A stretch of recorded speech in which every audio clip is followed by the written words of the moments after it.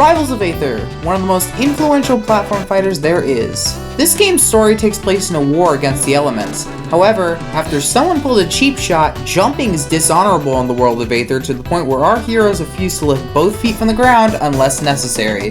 Can you beat Rivals of Aether without jumping? There's only one rule to this challenge. Use of the jump button is banned.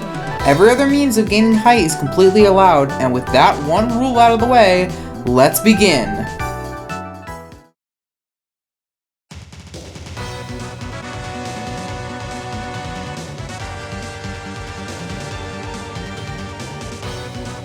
Starting off, we have our first character, Zetterburn.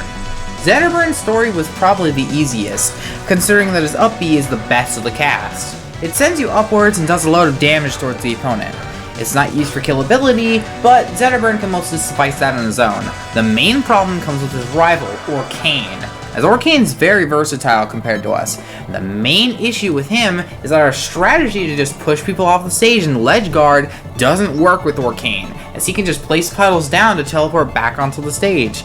Usually that wouldn't be a problem, but with the fact that we can't jump, having our opponent have an option to be right behind us is detrimental. Being knocked off stage is also a huge problem, as our main form of recovery is slow and we can't wall jump for an extra up B. However, it's not impossible, as it just takes a lot of trial and error to actually manage to defeat him.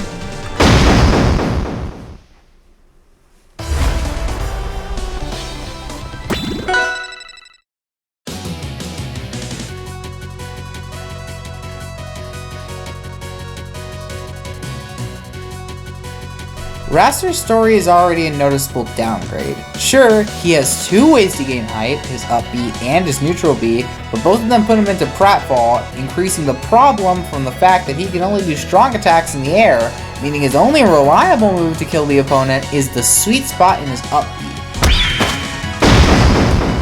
But hitting that spot means you need to be right on top of the opponent, mainly being a problem with Orcane and Crag. Crag is a heavyweight, and we are a lightweight who can't combo.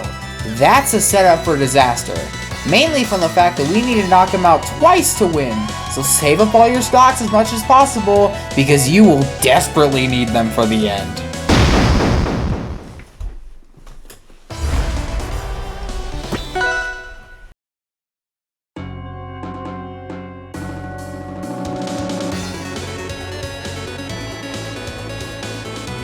On the topic of Crag, his story is pretty easy. While his up B is almost useless for getting back onto ledge, most of his moves have enough sheer power for you to stay on the stage, especially his side B, as that grants you super armor. So despite the flaws, it's no problem.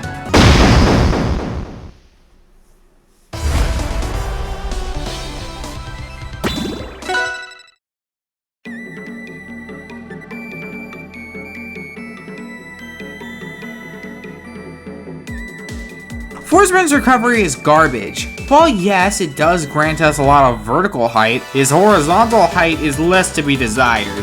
If you fall off the stage, kiss that stock goodbye. There's no way you're getting back up.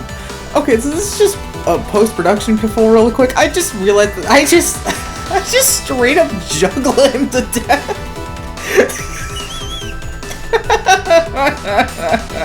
However, it's made up for by the fact that his strong attacks are actually pretty good at edge guarding. So, as long as you manage to keep yourself on the stage, you should be fine.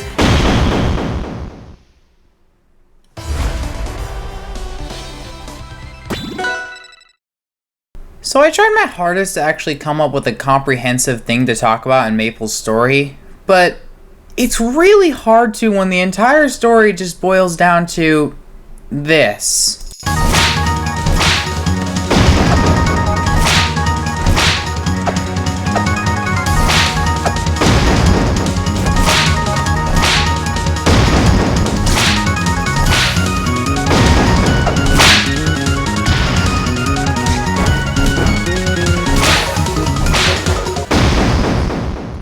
Recovery still sucks though.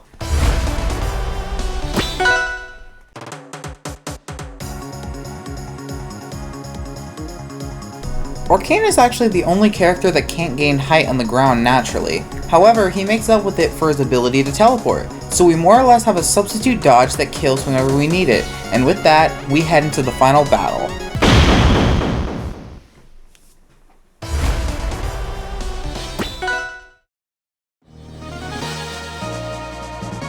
The Guardians are the culmination of this challenge, and it shows. It takes almost everything we've known about these characters and throws them out the window. Forceburn and Orcane are useless, as they have to wait for one Guardian to get really close to the ground to start doing any damage, and even then it's basically just chip damage. Maple is okay, but don't expect much value from her either. The strategy is to keep Zetterburn alive for as long as possible and spam his up B right next to them to do as much damage as possible to their health bar. Use Raster as a second resort, and if all else fails, use Crag to finish the fight. And with that, we've beaten the main story of Rivals of Aether.